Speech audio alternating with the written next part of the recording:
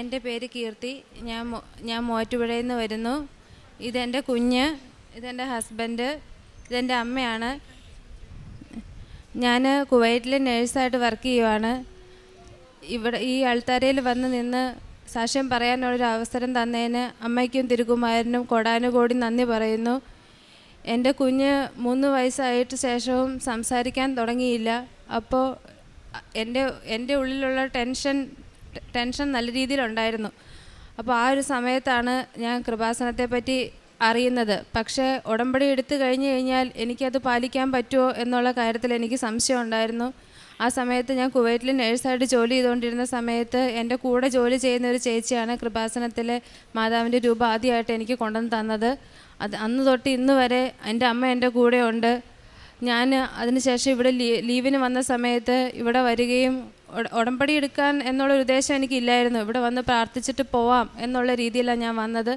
പക്ഷേ ഞാൻ ഇവിടെ വന്നു കഴിഞ്ഞപ്പോൾ ഉടമ്പടി എടുക്കാൻ എനിക്ക് മനസ്സിൽ തോന്നി. ഞാൻ ഉടമ്പടി എടുത്തു. അതിനുശേഷം ഉടമ്പടി എടുത്ത് ഞാൻ തിരിച്ചു പോയി കഴിഞ്ഞപ്പോൾ പ്രാർത്ഥിക്കുമ്പോൾ എപ്പോഴും നേർച്ച വസ്തുക്കൾ ഞാൻ എൻ്റെ ശരീരത്തിൽ തൂത്തായിരുന്നു എൻ്റെ കുഞ്ഞിന് വേണ്ടി ഞാൻ പ്രാർത്ഥിച്ചുകൊണ്ടിരുന്നത്. ഇപ്പോഴാണെങ്കിൽ അവൻ ചെറുതായിട്ട് സംസാരിച്ച് തുടങ്ങി. അമ്മാന്ന് പോലും വിളിക്കില്ലാത്ത കുഞ്ഞ് ഇപ്പോൾ സംസാരിച്ച് തുടങ്ങി, അംഗൻവാടി പോയി തുടങ്ങി. അവന് തന്ന അനുഗ്രഹത്തിന് ഒരുപാട് ഞാൻ നന്ദി പറയുന്നു.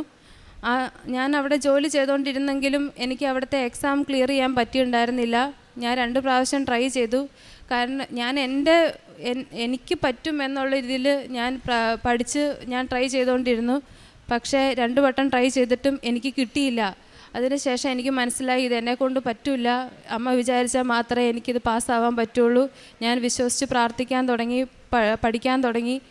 അതിനുശേഷം കാശുരൂപം കൈ മുറുകെ പിടിച്ച് പഠിക്കാൻ തുടങ്ങി. അതിനുശേഷവും ഞാൻ 1 വട്ടം കൂടി ട്രൈ ചെയ്തു. പക്ഷേ മാർക്കിൻ്റെ വ്യത്യാസത്തിൽ ഞാൻ പിന്നെയും ഫെയിലായി. ആ സമയത്ത് എൻ്റെ കൂടെയുള്ളവരെല്ലാവരും എന്നോട് പറഞ്ഞു, നീ ഇത്രയും പ്രാർത്ഥിച്ചിട്ട് നിനക്ക് കിട്ടിയില്ലല്ലോ എന്നുള്ള രീതിയിൽ പറഞ്ഞു. ഇല്ല അമ്മ, എനിക്ക് വേറെ എന്തെങ്കിലും കരുതി വെച്ചിട്ടുണ്ടായിരിക്കും എന്നുള്ള രീതിയിൽ ഞാൻ വിശ്വസിച്ചു. പിന്നെ ഞാൻ മുന്നോട്ട് പോയി. അതിനുശേഷം ഞാൻ ലീവിന് നാട്ടിൽ വന്നു. ഇവിടെ വന്നൊരു കോഴ്സ് അറ്റൻഡ് ചെയ്ത് ഞാൻ ബൈബിള് പോലും വായിക്കാൻ അറിയാൻ പാടില്ലാത്ത ഞാൻ ബൈബിള് തുറന്ന് നോക്കിയപ്പോൾ എനിക്ക് 21 ഡേറ്റാണ് കിട്ടിയത്. ആ ഡേറ്റിന് ഞാൻ ബുക്ക് ചെയ്ത് എനിക്ക് ചെന്നൈയിലായിരുന്നു എക്സാം സെൻറ്റർ കിട്ടിയത്. അപ്പോൾ ആ സമയത്ത് തന്നെയായിരുന്നു ഒമാനിലെ ഒരു എക്സാമിൻ്റെ ഇൻ്റർവ്യൂ വന്നത്.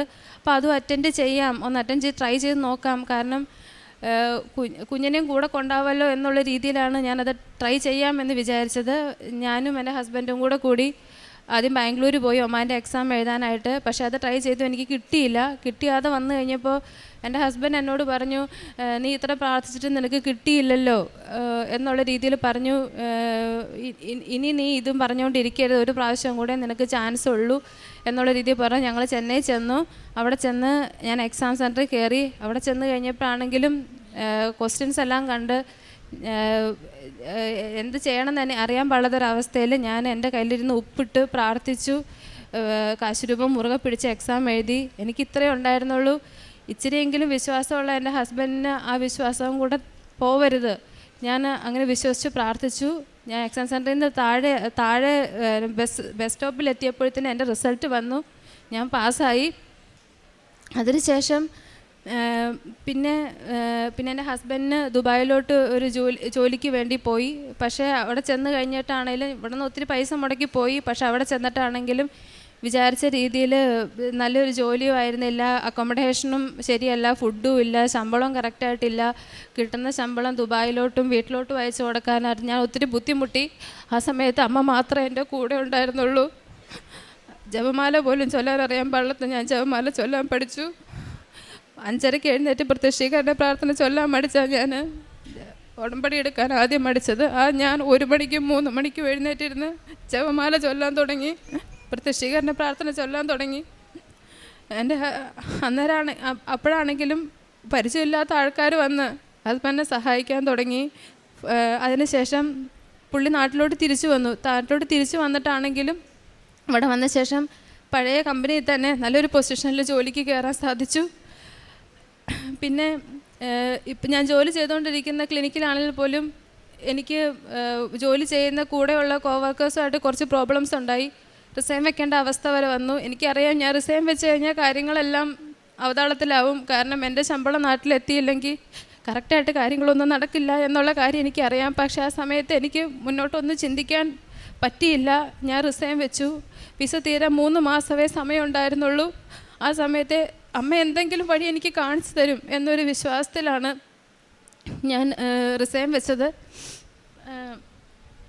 റിസൈൻ വെച്ച് കഴിഞ്ഞ് ഞാൻ പിന്നെ 2-3 ക്ലിനിക്കുകളിൽ ഇൻ്റർവ്യൂ അറ്റൻഡ് ചെയ്തു. ഇൻ്റർവ്യൂ അറ്റൻഡ് ചെയ്യാൻ പോയടത്തെല്ലാം ഞാൻ ജപമാല ചൊല്ലി പ്രാർത്ഥിച്ചാൽ പോയത്. ചെന്ന് പോയ ക്ലിനിക്കിൽ കൂടെ എല്ലാം എനിക്ക് ഇപ്പോൾ ജോലി ചെയ്യുന്നതിനേക്കാൾ ഇരട്ടി ശമ്പളത്തിൽ അവരെടുക്കാൻ റെഡി ആയിരുന്നു.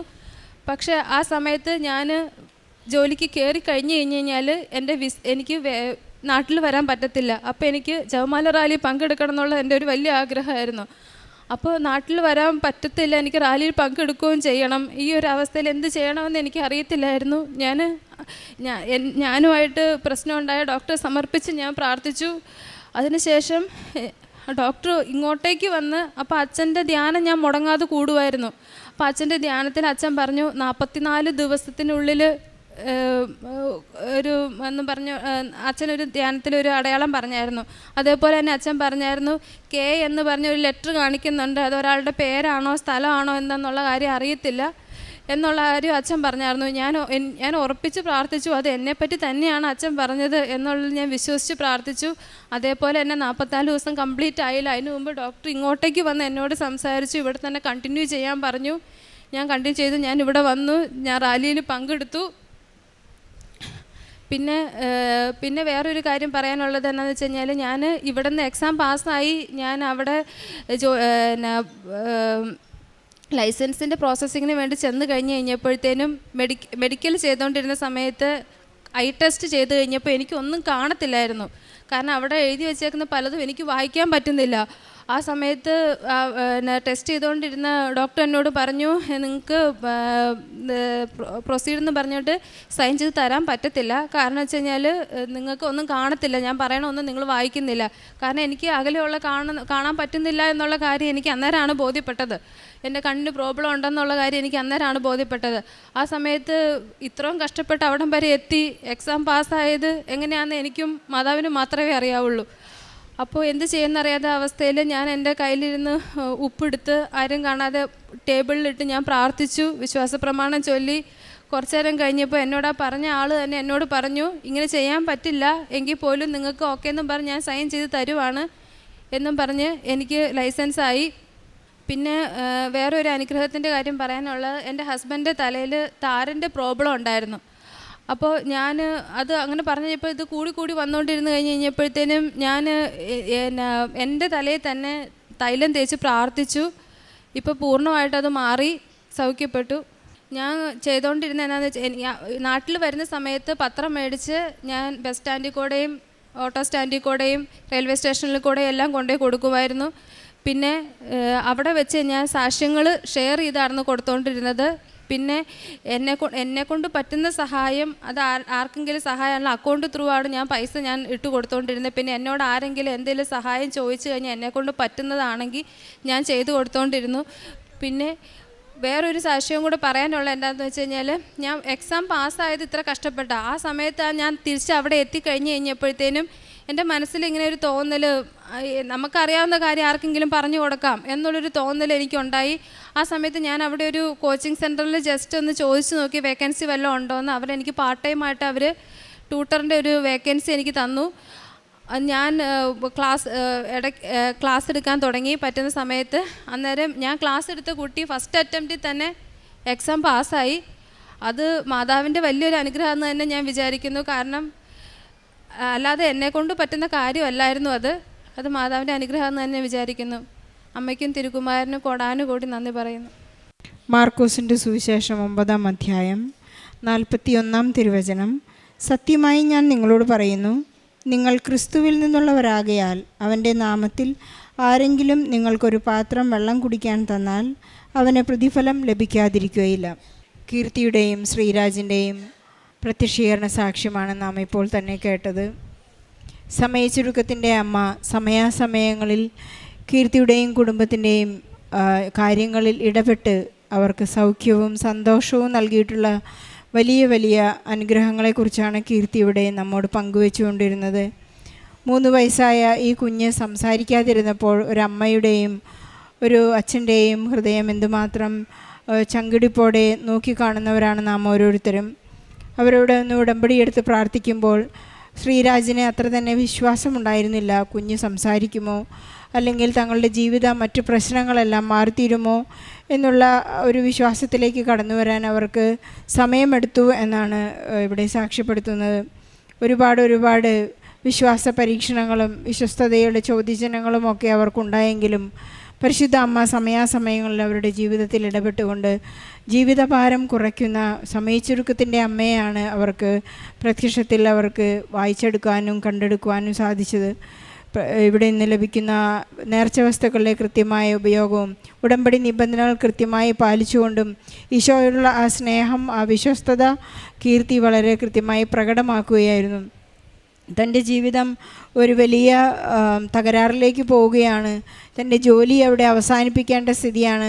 താൻ അവിടെ റിസൈൻ ചെയ്ത് പോരേണ്ട അവസ്ഥയിലാണ് എന്നെല്ലാം വളരെ സങ്കടപ്പെട്ട് ജീവിക്കുമ്പോഴെന്ന സമയങ്ങളിലെല്ലാം പരിശുദ്ധ അമ്മ കൃത്യമായി ആ സമയത്ത് തന്നെ എങ്ങനെ പെരുമാറണം, ആർക്കെല്ലാം എന്തെല്ലാം ഗൈഡൻസ് പരിശുദ്ധ അമ്മ നൽകി അവരെയെല്ലാം വഴികളിലേക്ക് കൊണ്ടുവന്ന് ഈ നേഴ്സ് ഇവിടെ തന്നെ ഉണ്ടായിരിക്കണം എന്നുള്ള വലിയ ആവശ്യവുമായി നമ്മെ തന്നെ ഉടമ്പടിയെടുത്ത് ജീവിക്കുന്നവരെ എപ്പോഴും അങ്ങനെയാണ്. ഒന്നുകിൽ പരിശുദ്ധ അമ്മ നമുക്കൊരു നല്ല ബെറ്റർ ഓപ്ഷൻ നമുക്ക് നൽകും, ബെറ്റർ ജോബ് നൽകും, അല്ലെങ്കിൽ നമുക്ക് നാം ജോലി ചെയ്യുന്ന സ്ഥലങ്ങളിൽ തന്നെ ബെറ്റർ സാലറിയോടുകൂടി നമ്മെ സംരക്ഷിക്കുകയും ചെയ്യുന്ന സാക്ഷ്യങ്ങളാണ് നാം കേട്ടുകൊണ്ടിരിക്കുന്നത്. കീർത്തിക്കും അനുഭവം അതുതന്നെയാണ്. ജോലി ചെയ്തിരുന്ന ആ സ്ഥലത്ത് മറ്റുള്ളവരിൽ നിന്നുണ്ടായ പല അവഗണനകളെയും പരിശുദ്ധ അമ്മ ഒരു കൃപയാക്കി മാറ്റി അവിടെ തന്നെ ഒരു നല്ല ഓപ്പർച്യൂണിറ്റി നൽകി മകൾക്ക് അവിടെ ജോലി ചെയ്യാൻ സാധിക്കുന്നു. വിശ്വാസം വർദ്ധിക്കുവാനായി ശ്രീരാജിൻ്റെ തലയിൽ ഒരു വലിയ ഒരു അസ്വസ്ഥതയുണ്ടായപ്പോൾ ഈ മകൾ മറ്റൊരു ജോലി സ്ഥലത്തിരുന്നു കൊണ്ട് തന്നെ ഈ മകളുടെ കീർത്തിയുടെ തലയിൽ തൈലം പൂശി പ്രാർത്ഥിച്ചപ്പോൾ ശ്രീരാജിന് വലിയ സൗഖ്യമുണ്ടായി എന്ന് മകൾ അത് ഈശോ കാണിച്ചു തന്ന ഒരു വലിയ സാക്ഷ്യമാണ്. നമുക്ക് ഈശോയ്ക്കും പരിശുദ്ധ അമ്മയ്ക്കും നന്ദി പറയാം. ജപമാല റാലിയിൽ പങ്കെടുത്ത് ഈശോയ്ക്ക് നന്ദി പറയാനുള്ള ഒരു വലിയ സൗഭാഗ്യം കീർത്തിക്കുണ്ടായി. ജോസഫ് അച്ഛൻ്റെ കൃത്യമായ ഉടമ്പടി ധ്യാനങ്ങളിലും അതുപോലെ തന്നെ ഡെയിലി ബ്രെഡ് പങ്കെടുക്കുമ്പോൾ മകൾക്കൊരു വലിയ സന്ദേശം നൽകി. നിൻ്റെ ജീവിത പ്രശ്നങ്ങൾക്ക് 44 ദിവസത്തിനുള്ളിൽ നീ പ്രശ്നങ്ങൾക്ക് പരിഹാരം കാണുവാൻ പോവുകയാണ്. അതെല്ലാം വളരെ സത്യമായി സംഭവിക്കുകയും ഈശോ നമുക്ക് നൽകുന്ന അടയാളങ്ങളെയും അത്ഭുതങ്ങളെയും കൃത്യമായി വിശ്വസിക്കുവാനും അവിടെ നിന്ന് പൂർണ്ണമായി ശരണപ്പെടുവാനുള്ള വലിയ കൃപ ഇന്ന് ഈ കുടുംബത്തിന് ലഭിച്ചിരിക്കുകയാണ്. നമ്മുടെ ഏതെല്ലാം ജീവിതാവസ്ഥകളാണോ നമുക്കുണ്ടായിട്ടുള്ളത്, നമ്മൾ അടഞ്ഞുകിടക്കുന്ന എല്ലാ അവസ്ഥകളിലും ഈശോ സ്പർശിക്കുമ്പോൾ, നമ്മുടെ നാവിലും ജീവിതത്തിലും സ്പർശിക്കുമ്പോൾ ഈശോ എഫാത്ത എന്ന് പറയുന്ന പോലെ ഈ കുഞ്ഞിൻ്റെ ആ നാവിൻ്റെ കെട്ടഴിഞ്ഞതുപോലെ നമ്മുടെ ജീവിതങ്ങളെല്ലാം തുറക്കപ്പെടുന്ന വലിയ അനുഭവം ഉടമ്പടി ജീവിതത്തിൽ നമുക്കുണ്ടാവുകയാണ്. നമ്മുടെ എല്ലാ പ്രശ്നങ്ങളെയും ഈശോയ്ക്ക് സമർപ്പിക്കാം. പരിശുദ്ധ അമ്മ നമ്മുടെ ജീവിതത്തിൽ കാനായിലെ വിവാഹം എന്നതുപോലെ നമ്മുടെ ജീവിതത്തിൽ അമ്മ ഇടപെടുമെന്ന് ഉറപ്പാണ്.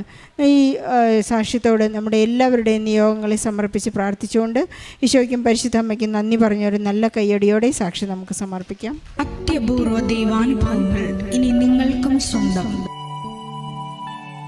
ഈ യൂട്യൂബ് ചാനൽ ഇതുവരെ സബ്സ്ക്രൈബ് ചെയ്തിട്ടില്ലെങ്കിൽ ഇപ്പോൾ തന്നെ സബ്സ്ക്രൈബ് ചെയ്യുക. ഈ വീഡിയോ ഇപ്പോൾ തന്നെ നിങ്ങളുടെ സുഹൃത്തുക്കൾക്ക് ഷെയർ ചെയ്തുകൊണ്ട് കർത്താവിൻ്റെ പ്രേക്ഷിതരാകുക.